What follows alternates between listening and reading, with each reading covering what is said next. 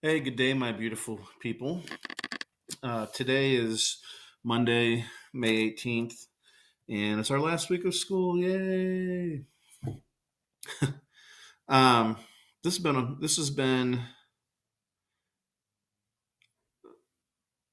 different. Um, I miss the hell out of you guys. I genuinely enjoy what I do for a living, and the vast majority of the reason that is because of you guys. And so I feel like I've lost like a big part of my mojo just not being able to be in the classroom with you guys and feeding off of your energy and seeing what sort of shenanigans you guys are into on a daily basis. But it is what it is. So this week, down boy, down. So this week we will be finishing up with our film unit, and I would also like to meet online with as many of you guys as I can with a Zoom meeting to kind of wrap things up and see your faces one last time. So I'll be posting some Zoom links, but I think I'm going to do first and third period on Wednesday or Tuesday. First period at 1 and third period at 3, and then fourth period on Wednesday at like 1 o'clock. But I'll post that stuff for you guys coming up. All right, let's get into it here. So we're talking about film genres still. And remember that genres give us two things. They give us product differentiation, so we can see different movies and not everything's the same, but also product standardization, so the film industry can market movies based on what we already know as a viewing public. So if something's marketed as a Western, you kind of know what you're going to get. All right, so science fiction or fantasy. Um, Generally, we're talking about things that aren't real. We're talking about science that is not real. So we're dealing with aliens or magic or things that just aren't real. And one of the reasons why I love fantasy sci-fi, I don't know about you guys, but typically, or a lot of times when I go to see a movie, I just kind of want to check my brain at the door of the theater and just go in and have fun and immerse myself and just escape. And with fantasy sci-fi, you definitely get the opportunity to do that because you're going to a place that doesn't actually exist or can't exist. Um, these movies do incredibly good at the box office. If you looked at the top 10 movies of all time, uh, all but one of them is in the fantasy sci-fi genre. The only one that isn't is Titanic. So, why do we as a viewing public love this? Because we can escape. And, nobody, unless you're a fanboy like Ferg, nobody's thinking too hard about these things. Although, there's always people like, oh, Star Wars, it's so fake. There wouldn't be explosions in space because of the lack of oxygen. That's your problem with Star Wars, not the Wookiee or the Force or a kid who accidentally falls in love with his sister and is always trying to kill a guy who turns out to be his father. Like, your problem is the explosions. I got it. Okay, whatever. Anyway, yeah, if you look at a lot of these movies, they deal with magic and fantastical things that don't actually exist, which is kind of why I love them. It's fun to pretend. All right, musicals. So we had the assignment the other day talking about soundtracks. There's a huge difference between a movie with a banging soundtrack, like Pulp Fiction or Forrest Gump, and a musical. And the difference is that the songs themselves carry the narrative. So most of us have seen Grease. If you watched Grease and you took out all of the music, you would have no idea what was going on. You wouldn't know that Danny and Sandra Dee had met in the summer for some summer loving, and you wouldn't understand that Danny wants to race his car if you didn't hear the song "Greased Lightning." And you got to have the music because it moves the actual plot along. And all these movies are similar in that. I don't know. I like musicals. I guess every now and again, it depends. Um, but I don't know. I don't know that I've ever gone and paid in a theater to go see a musical. I usually wait for them to come out on DVD, but that's just me. All right, horror. So horror films are another genre that really lends itself to subgenres. First of all, horror films are there to scare you. The plot usually involves some sort of supernatural being or entity or creature, or maybe a mental illness, and usually death. And usually, these movies are very graphic. Um, very few horror films receive a rating, lower than PG-13, um, and most of them get an R rating. So anyway, I mentioned subgenres. So you've got like your classic horror films with classic monsters like Dracula or Frankenstein or the Wolfman.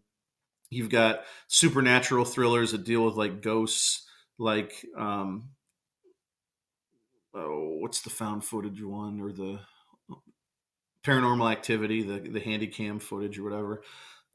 We've got slasher films like Friday the 13th. We've got um, psychological horror films like Silence of the Lambs, which, by the way, I believe is the only horror film to ever win an Oscar for Best Picture. Usually, horror films don't get a whole lot of love come awards season. Um, and and I'm a sucker for the found footage movies. Blair Witch Project is really the first one to kind of do this, and then Cloverfield did it. There have been some really cool movies with that. Um, the scariest movies to me, I think, are the ones that could actually happen, like the ones where, like The Exorcist. I don't know your feelings about demonic possession, but there have been stories that has happened, and so that movie scares me to death. And I think one of the most terrifying movies I've ever seen is a movie called The Strangers, which is about a home invasion. It's based loosely on the Manson family murders of 1969, and that movie is terrifying enough. But to me, the scariest part of that movie, and I don't want to give away anything, but the worst thing that happens in broad daylight when you're supposed to be safe. Anyway, these movies usually follow a pretty formulaic plot, and actually, if you want to see a really interesting movie that kind of makes fun of that, um, Cabin in the Woods is a movie that, if you haven't seen it, it kind of takes the whole horror dynamic and all of the cliches of teen horror movies, and kind of explains those. So it's in a lot of those movies, you've got the same group of people in every movie. You've got like the Friday the 13th series. You've got the dumb jock. You've got the nerdy smart friend. Um, you got the stoner. You got the hot chick. You got the black guy, and that movie kind of takes that whole dynamic and like explains it in a really interesting way why it's always like that. It's kind of funny. All right, gangster movies. So gangster films, these can also be considered dramas, but they kind of get their own genre because they deal with organized crime. And I really like these movies because it kind of flips the typical dynamic of a film on its head. Usually, if we're watching a movie, there's pretty clear cut definitions of what is good and what is bad, or good and evil, and who the protagonist, the hero, is, and who the villains are. And with gangster films, take a movie like The Godfather or Scarface, and the protagonists, are heroes of the story, are bad guys or killers and gangsters, and so that's not your typical dynamic. And typically these movies are very violent because they deal with organized crime. And this also overlaps with another genre of film that we'll be learning about called film noir. And noir films were really popular in the 40s and 50s, and have kind of made a comeback in the last couple decades. They're very dark, both in terms of like tone and also lighting. And typically there's a twist. But one of the other things with noir is that there's a lot of gray. It's not all black and white. So the good guys aren't necessarily all good, and the bad guys maybe aren't necessarily all bad. There's a little bit of gray in those, and that's one of the reasons why I like those movies. I like movies that kind of, uh, you know, jump the typical script or the typical plot lines, and give you some surprises or some twists. All right, westerns. So typically, obviously, westerns are usually set in the Old West, out in the American West in the 1800s, but not always. For example, No Country for Old Men is a modern film that's kind of set in the early '80s, but it's definitely a western. Inglorious Bastards is a World War II movie by Quentin Tarantino, but it's a western. It's got just, instead of cowboys and Indians or bad guys, it's the Nazis and resistance people, and it's set in Europe in the 1940s. But it's got all of the classic components of a western, and so typically westerns, they've got good versus evil, really clear cut. These are the good guys, these are the bad guys, or you're dealing with a struggle between like the olden days and modern changes. So you'll see some westerns where here's the good guy, he rides a white horse, he wears a white hat, and he's confronted with evil, portrayed by the bad guys wearing black hats, and that's a typical formula.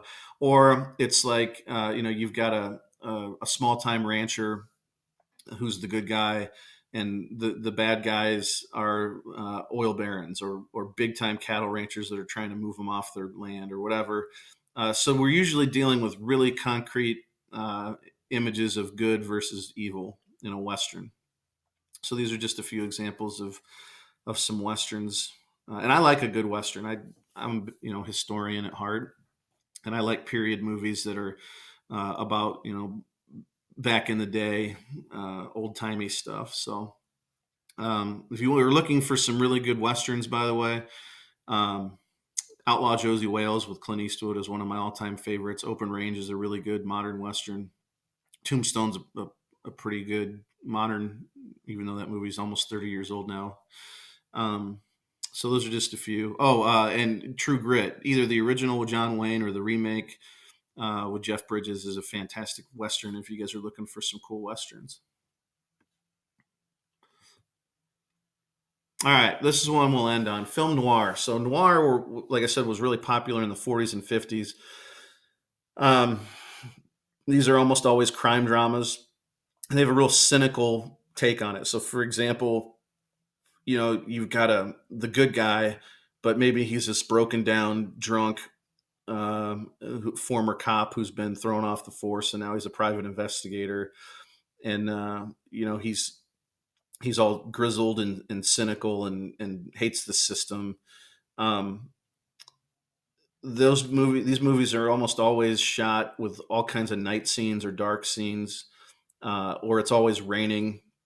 The city oftentimes that they're set in takes on its own like character. So if you think of like some of the newer Batman films and Gotham, how dark it is and crappy and awful, that's an example of kind of a noir type of a movie. Um, and I really love these movies because, like I said, there's usually some sort of twist, and the good guy isn't necessarily all that good. Maybe instead of taking in the criminal like he's supposed to and turning him into the cops, he throws him off of a building or shoots him in the face or whatever. But and almost always at the end, there's something throws at you a curveball where something happens you weren't quite expecting, and it's pretty cool that way. So, all right, so that's where we're going to stop today. We have a couple more to do tomorrow, and I'm going to have a day set aside to show you some pretty cool websites. And then I think maybe a day to just talk about some of my favorite movies and give you guys some suggestions of things you might watch this summer. But that's it for today. So peace and love as always. And I will catch up with you guys tomorrow, where we'll finish up our film genres and then move on to some other stuff. See you later.